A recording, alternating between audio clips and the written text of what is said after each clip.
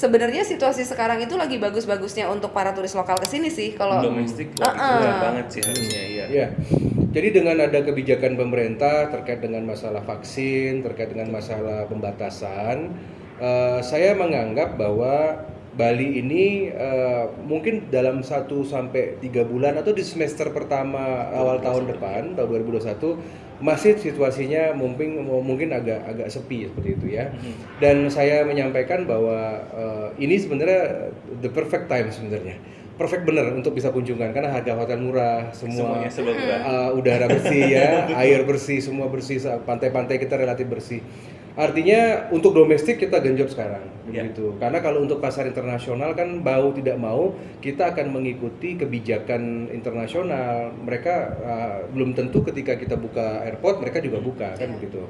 Dan seperti kata saya sebelumnya di beberapa tempat di beberapa media bahwa kita kenapa mendorong Presiden Jokowi untuk bisa menjadikan Bali pertama kali sebagai wilayah yang divaksin.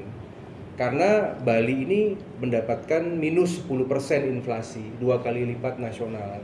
Jadi di sini kan memang dampaknya luar biasa ya, karena memang sangat. bukan hanya related kepada orang yang kerja di tourism sektor ya, tetapi orang yang di luar itu pun akibatnya tidak ada uang beredar dan daya belanjanya menjadi less begitu ya, kurang. Semakin berkurang. Misalkan mereka sekarang menghemat, mereka sudah tidak bisa lagi misalkan seperti dulu makan di luar kan begitu ya. Seminggu sekali harus makan restoran. Sekarang uang 100.000 aja udah harus kalau bisa sampai akhir bulan nih. Nasi jigo nikmat kok. Tetap juara. Tetap enak. Kenyang lagi. Jadi buat kami, tugas kami kalau saya sebagai anggota DPD senator yang mendorong pemerintah pusat, ayo dong Bali pertama kali, karena ketika Bali divaksin ya luar negeri yakin. Ya. Begitu. Iya sih, betul. Jadi karena kalau misalkan pakai masker kan solusi pragmatis ya, hand sanitizer itu pragmatis, jangka pendek lah itu. Tetapi ketika divaksin kan akan memunculkan kekebalan. Betul. Yang kemudian tidak menularkan. Kan fungsi vaksin kan kebal dan tidak menularkan. Ya. Betul. Jadi kalau the whole people, 4,2 juta orang Bali sudah divaksin, otomatis mau apapun kita kebal gitu loh. Jadi kita industri jalan. Optimis Jadi kita optimis lah awal 2021 ini sudah harus beres deh. Ini tugas saya juga, kita yakinkan seperti itu. Semua cara kita pakai ya, kita dukung lah begitu. Ya ke depan harus berubah lah orang Bali, siapapun teman-teman dari seluruh Indonesia yang juga bekerja di sini, banyak yang seniman juga kan, banyak yang di pariwisata. Ya harus ke depan memang kita tidak boleh tergantung lagi pada pariwisata secara murni. Betul. Ya saya makanya mendorong banyak yang harus menjadi pengusaha. Satu sisi, satu kaki kita di pariwisata, satu kaki kita harus entrepreneurship, satu kaki kita harus investasi seperti itu. Kalau tidak seperti itu, karena kebetulan kan saya alumni Washington, saya alumni IVLP, teman-teman Amerika gitu ya, teman-teman waktu saat saya pendidikan itu kan sekarang udah menjadi orang-orang hebat di negara-negara bagian. Mereka kasih pesan, itu tahu nggak Dr. Arya, itu kalau vaksin itu kalau pandemi ini itu bisa berulang terus. Jadi berkelanjutan. Misalkan seperti kemarin Bill Gates berpidato katanya 2023 ya akan ada lagi pandemi. Yang pakai topping itu ya?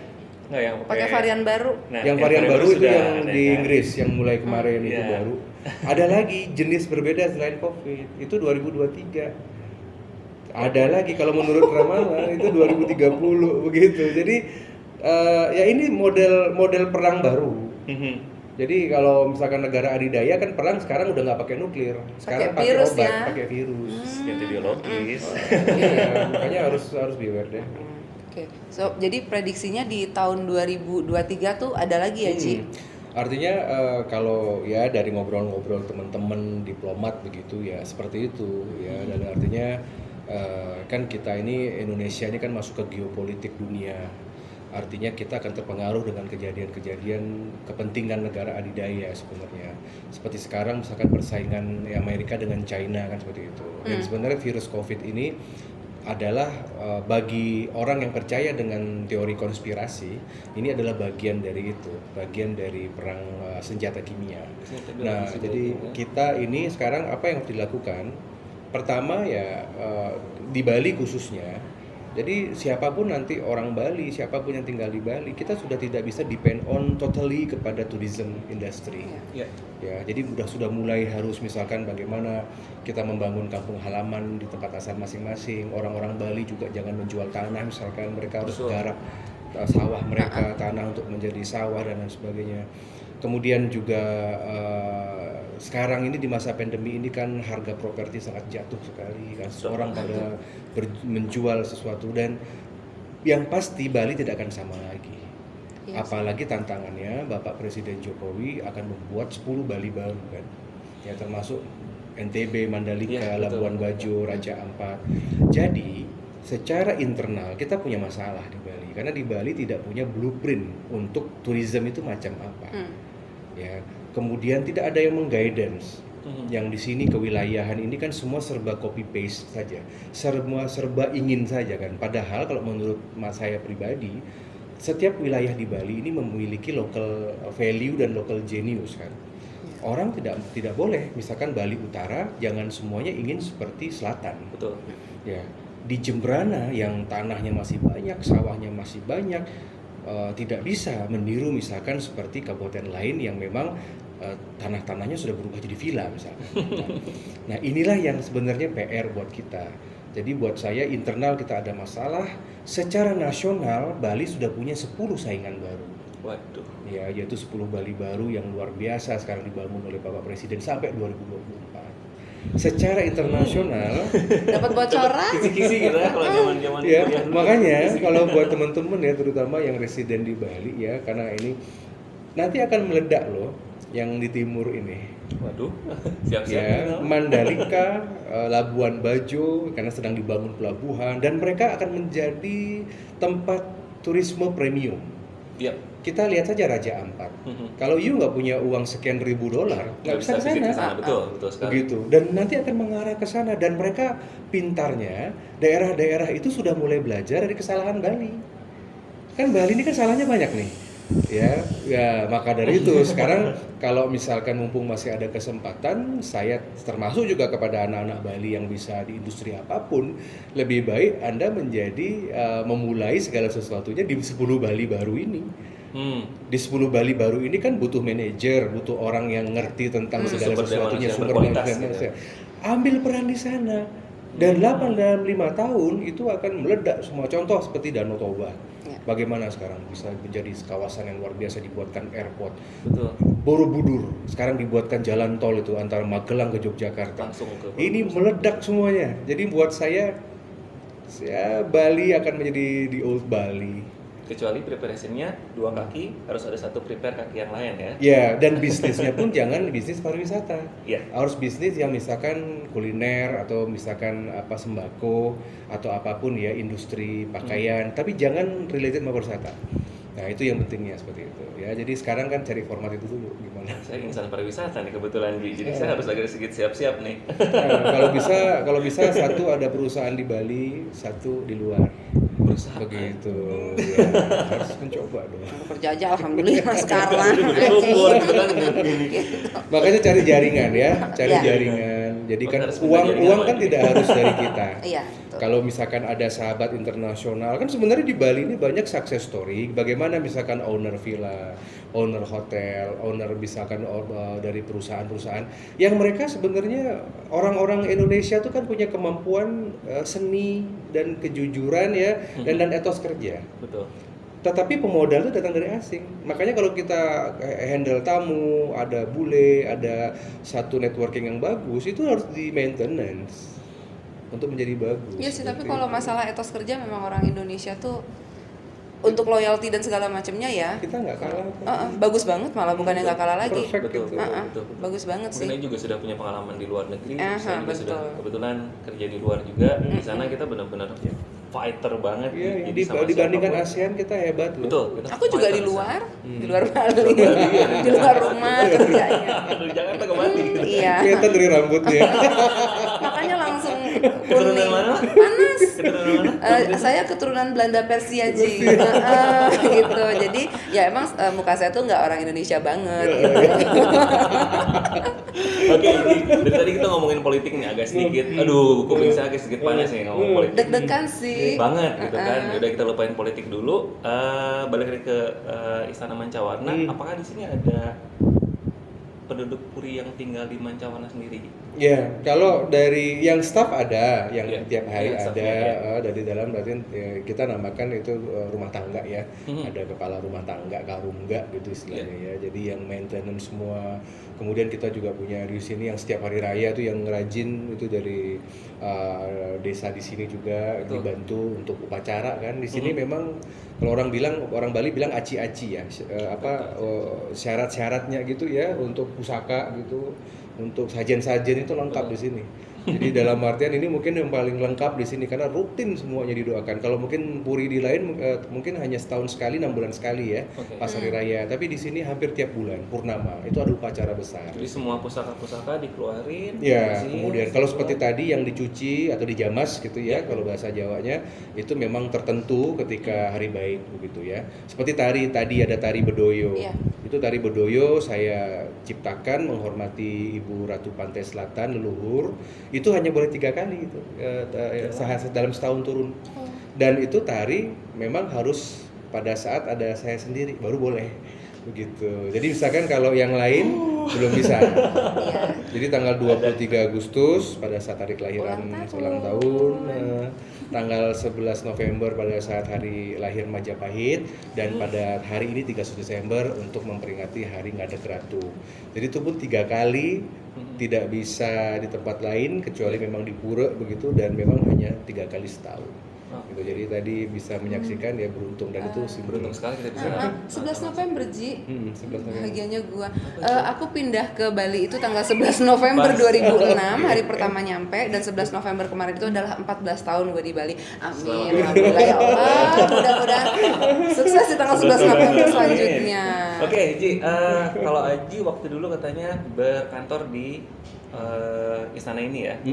Ada tempat favorit nggak dari dulu sampai sekarang yang nggak pernah Aji tinggalin ketika Aji visit ke Mancawarna atau ke Sukarno Center? Ada tradisi ya di sini itu, kita sebelum beraktivitas, kadang kan saya misalkan datang dari Batur, saya ngelewat mau ke Denpasar, ya datang ke sini cuma buat istirahat gitu, atau sekedar kalau misalkan pas musim duren gitu ya, saya cuma minta staff untuk itu ya, udah sediain duren gitu. Makanan-makanan di Tampak Siring ini enak gitu loh, dalam arti ini kan hasil bumi. makanan di desa gitu. Jadi biasanya setiap datang ke sini, pertama pasti harus matur dulu, jadi nggak bisa datang tiba-tiba langsung untuk beraktivitas, tidak. Minimal sembah dulu, misalkan ke kamar suci ya, ntar saya antar deh ke sana, ke kamar suci Bung Karno, mungkin di atas itu ada tempat Kanjeng Ratu begitu ya. Ada 3 tempat yang memang saya harus ini dulu minta izin. Karena kalau nggak minta izin ada aja kejadian macam-macam, misalkan tiba-tiba hujan, tiba-tiba mati lampu gitu, tiba-tiba macam-macam. Di sini memang keramat ya begitu. Bahkan juga banyak juga dari pengunjung yang kadang-kadang di sini melihat apa ya ada sesuatu penampakan yang sebenarnya positif, baik begitu. Ya jadi ya itulah sebenarnya, dan ya saya juga mungkin pas ke Bali pasti menyempatkan seminggu sekali lah atau 2 minggu sekali ya minimal ada di sini begitu ya. Kadang-kadang, tapi ini memang officially ada tanda kalau misalkan Aji ada di sini, itu lampu kristal di depan yang 5 itu tuh nyala semua. Di luar ini. Jadi itu kode. Sama sekarang kalau ada Jadi pas nengok, jadi ada WK. jadi kalau biasa sehari-hari cuma 1. Iya. Kalau misalkan saya lagi ngantor, itu memang dari dulu tradisinya, karena kan di Hindu itu kan ada cahaya, itu kan rezeki. Betul. Itu namanya Dipa, Laksmi. Jadi makanya harus terang benderang, karena rezeki itu suka dengan tempat yang terang seperti itu. Nah itu sih filosofinya. Terus seperti sekarang itu ada bendera kuning begitu, itu pas perayaan 3 hari berkibar di sana. Oh iya, kenapa kuning Ji? Jujur tadi merhatiin sih pas di jalan, kertas kuning, isi acara kuning. Kenapa kuning Ji? Semua serba golden Semua serba ya. kuning ya, Itu kuning itu lambang dalam. Itu kuning itu kan lambang raja. Semua keagungan tuh kuning, pasti yellow warnanya di mana-mana. Jadi begitu. Jadi misalkan kalau seperti tadi saya memberikan doa kepada leluhur kami Raja Badung kan begitu. Jadi dalam artian memang kita treatmentnya makanya pusakanya emas begitu ya, segala sesuatunya begitu ya. Jadi dalam artian ciri-cirinya juga seperti itu. Either itu seperti apa namanya tadi ada payung tedung kuning begitu. Itu sebenarnya untuk yang di atas. Kalau putih itu Tuhan yang widi. Iya. Itu angkasa. Kalau kuning itu dalam begitu ya. Itu simbol raja. Simbol raja dimanapun. Maksudnya simbol keagungan gitu ya. Makanya kalau kita lihat di Istana Maimun, kalau kita lihat di Medan ya? istana di Medan, di mana-mana di istana-istana itu, karena kebetulan juga tempat ini pernah jadi tuan rumah untuk Forum Raja Nusantara ya, ada datang ke sini, rata-rata kuning semuanya. Outfit mereka kuning. Yang Prada seperti saya kan Ya, ini pakainya pakai gold. Prada gold begitu. Ya, seperti itu, Kuning-kuning. ya. Paling Tapi ini udah mahkota nih. Mahkota. Langsung gitu. Terus, oke Dan, apa mungkin pertanyaan terakhir dari Denny nih? Biar Saya agak sedikit amazed nih Ji, kalau Aji mau bilang itu dekorasi ya. Dekorasi yang ada di dada kita. Artinya berarti ya, Artinya apa tuh? satu-satu. Iya. Ada artinya. Ya contoh tongkat ya. Nah, saya mau tongkat dulu nih. Misalkan tadi sekarang saya pakai ini tongkat ini. Tongkat ini kan tongkat yang sehari-hari. Kalau sudah misalkan ini saya bawa sehari-hari. Kita ini kan punya 18 macam ya. Kalau dari leluhur ada keris, ada tongkat. Fungsinya beda. Ya, pas upacara tadi misalkan saya pakai untuk hari ini ada keris khusus. Acara pas ulang tahun ada lagi macam lagi begitu ya. Jadi ini tradisi ini karena kami harus memaintenance seperti tadi keris-keris semua itu ya memang ada waktunya dikeluarkan, tidak bisa sembarangan. Nah, kemudian misalkan saya pakai baju hitam. Hitam ini kalau di lambang di Majapahit atau lambang Hindu itu kan Wisnu. Wisnu itu pemelihara. Jadi kalau seorang Waisnawa atau pemuja Wisnu selalu pakai bajunya hitam-hitam. Makanya kalau di publik saya lebih banyak hitam. Kalau ke pura baru kita pakai baju putih. Iya. Itu kalau putih itu sudah suci ya. Tapi kalau pada saat kita bekerja sebagai ksatria, rapat mewakili Bali, bahkan keluar negeri pun memang saya sukanya hitam. Hitam, Memang ready warna. gitu ya, Ya. hitam ya. Dan ini sudah tradisi banyak di puri-puri begitu. Kalau udah penglingsir hitam untuk masalah ketika official ceremony begitu. Nah, kalau seperti ini medali ya. Ini medali ini pernah kita berikan ke Pak Jokowi, ke Ban Ki-moon juga, Sekjen PBB. Iya. Pernah ke Aung San Suu Kyi juga yang ada di Myanmar. Banyak yang mendapatkan ini medali, ini lambang merah putih sebenarnya lambang Majapahit. Dulu bendera merah putih bendera kan Majapahit Majapahit. itu, Dulu betul, Majapahit itu betul. merah putih. Kemudian di sini lambang ada Istana Mancawarna dan ada lambang logo Puri seperti lencana. Iya. Nah, kalau ini punya ibu saya ya, karena beliau kan penganut pengagum Buddha ya. Nah, jadi semenjak ibunda almarhum, bagaimana saya memutuskan bahwa saya menghormati beliau karena ini pesan tersirat dari Buddha ini adalah tenang. Iya. Ya, itu kan tenang kan, kalau Buddha itu kan tenang, Damai, tanpa kekerasan, iya. damai gitu Damai, ya, betul betul, ya. Buddha. Nah, dan kalau ini biasanya hanya dipakai di sini. Ini tidak pernah keluar. oke. Ya, ini ada simbolnya lah kita acara-acara. Kemudian nanti yang sebelum tanggal 23 Agustus lebih ribet lagi, banyak lagi. Banyak lencana-lencananya ya. Seperti itu ya. Jadi sebenarnya saya memberikan kesempatan. Jadi yang ini kan menerima dari leluhur aja. Iya. Makanya tadi seperti putra saya biasakan untuk hadir ya, walaupun mereka anak muda, tapi memang ini tradisi loh. Dan ya seperti sekarang perayaan tahun baru kita doakan dengan ibadah kan. Betul. Dengan Betul. kita memberikan Positif. sumbangan seperti tadi saya di atas saya berikan sumbangan pendidikan, saya berikan amal begitu. Hura-hura bisa gitu ya, tapi kita harus tahu waktu, tahu batas dan Iya, waktu. betul. Ya. Jadi itulah sekelumit dari sejarah kami. Istana Mancawarna ya sendiri. Ya. Pertanyaan terakhir Ji, ini pedang apa Ji? Kalau yang ini yang biasanya ini juga hanya bisa ini diberikan oleh orang suci. Jadi saya nggak tahu ini buatan di mana dan bagaimana. Tapi beliau ini sebelum kebetulan udah almarhum ya, beliau itu dulu mendapatkan pertanda gitu ya, wisik gitu. Wangsit. Wangsit ya, bahwa ini pusaka tongkat naga ini diserahkan kepada saya. Jadi setelah diserahkan ini beliau nggak lama lagi udah almarhum. Nah, dan beliau bilang bahwa inilah kalau mungkin dari segi weton kelahiran saya diayomi oleh Basuki, naga Basuki ya. Itu makanya ini ini yang saya buat bawa, tidak pernah keluar istana juga. Hanya pada saat acara hanya turun 3 kali setahun. Seperti Berarti itu. kita bersyukur banget ya segala yang 3 kali setahun lagi dapat kesempatan hari ini. 31 Ya, 11 dari 31. Ya karena tadi aku juga perhatiin mostly pedang-pedangnya tuh naga, simbol ini juga naga, itu naga gitu loh, Mak. Naga Basuki ya. Jadi Ini ternyata yang seperti ini ini kan ada ini ada tanda ini seperti ini, ada keris begitu ya. Jadi dan ini pun ya kadang-kadang ada waktu tertentu dan memang nggak bisa sembarangan. Memang dirawatnya harus setiap purnama film tuh harus ada sajian. Nah, karena kan kita percaya sama seperti pusaka-pusaka Bung Karno itu kan memang ada yang tinggal di sana. Kalau orang Islam bilangnya kodam ya. Kodam itu yang ngikutin kita. Itu ya, jadi ada semacam itu. Saya percaya kok gitu. Ya jadi seperti Paduka Bung Karno. Kalau di sini manggil Bung Karno bukan Bung Karno, Paduka yang mulia Bung Karno. Itu nama gaibnya Bung Karno, Paduka yang mulia Bung Karno. Begitu. Ya, jadi banyak ya. Justru saya dapatnya dari orang-orang Kejawen. Mereka datang, dia bilang itu apa? Ini ada titipan ini Gusti. Seperti tadi aja pusaka-pusaka itu ada yang dari Kalimantan, ada dari Jawa, ada dari Madura, itu kan datang sendiri. Seperti itu. Ya, jadi ya inilah dalam artian salah satu simbol begitu ya. Cinta budaya Indonesia. Cinta lokal. Oke, nah jadi Sobat Aloha, begitulah ya, demikian obrolan kita sama Aji Arya Wedakarna hari ini. Betapa nikmatnya. Aku jadi bingung ngomong apa. Amaze kita. Betapa amaze-nya. Nggak bisa ngomong apapun gitu kan setelah mendengar. Kalau aku pribadi it's like once in lifetime opportunity bisa kesini juga. Sebelumnya pernah visit tapi nggak pernah yang ngalamin ada acara ngelihat kayak gini, ngobrol langsung sama Ajinya gitu kan. Jadi at some point tips dari aku adalah nggak ada salahnya berkunjung ke tempat-tempat budaya seperti ini because you never know what a chance you will get to gitu. Oke. Dan semua tergantung karma loh. Nah, kan ya sih. Kalau datang di sini, kalau memang di tempat sakral ya, di tempat sejarah, kalau nggak karmanya nggak bisa. Amin ya Allah. Tapi karmanya kita udah bisa visit Iya, sini waktu jadi tidak ada sesuatu yang kebetulan di Bali tidak ini. ada yang kebetulan, betul. Iya, segala sesuatu terjadi tepat pada waktunya ya, Ji.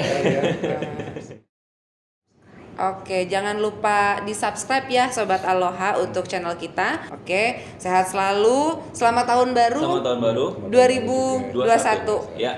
Oke, bye. Hai Sobat Aloha. Nggak bisa ngomong apa-apa. Amazed banget. Dapat kali, dapat kita orang yang nggak seberapa, tapi ngobrol sama orang yang nggak tahu deh pokoknya humble orangnya. Oke. Istana Manca warnanya ganteng, Istana Manca warnanya masih muda, hospitality-nya keren banget, semua staff-nya keren, yang kerja di sini bener-bener helpful dan respectful. Nggak bisa ngomong deh pokoknya. Bahagia ya. Teriak boleh nggak ya? Dan kita dapat piagam, jadi kita kayak habis lulus wisuda. Di wisuda Maharaja. Dan wisuda kita tanggal 31 Desember 2020. It's a very good gift untuk 2020 untuk akhir tahun. Ini kayaknya ada gua terharu ya. Gua nggak tahu harus bilang apa. Gitu. So hari ini selesai sudah jalan-jalan kita di penghujung tahun 2020 tanggal 31 Desember para Sobat Aloha. Dan ending dari episode kita di 2020 ini adalah di Istana Manca Warna. Meskipun nggak ada party, meskipun nggak ada jam malam, it's more than party. we had enough. It's more than enough. Jadi kita thankful banget, grateful juga. Ya. Pak Soekarno. Terima kasih. So sampai jumpa di 2021.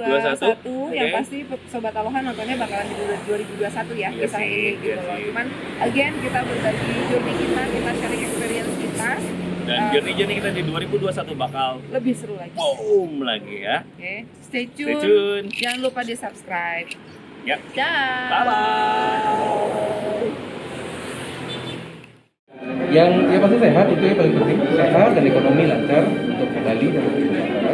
Itu harapan kita karena kita tidak bisa melestarikan agama, melestarikan budaya tanpa ada kekuatan ekonomi. ekonomi jika mau bangkit masyarakat harus patuh kepada arahan pemerintah terkait dengan masalah pandemi ini. Jadi saya selaku pribadi maupun selaku pejabat negara dan penglingsir juga meminta kepada masyarakat Bali, semoga masyarakat Bali membantu pemerintah untuk ikut pemerintah terkait dengan arahan-arahan. Percayalah kepada kami ini sebagai murdaning jagat untuk bisa membawa Indonesia lepas dari krisis pandemi. Itu harapan Tiang, dan tadi Tiang juga sudah melakukan doa dan berdoa semoga sekali kita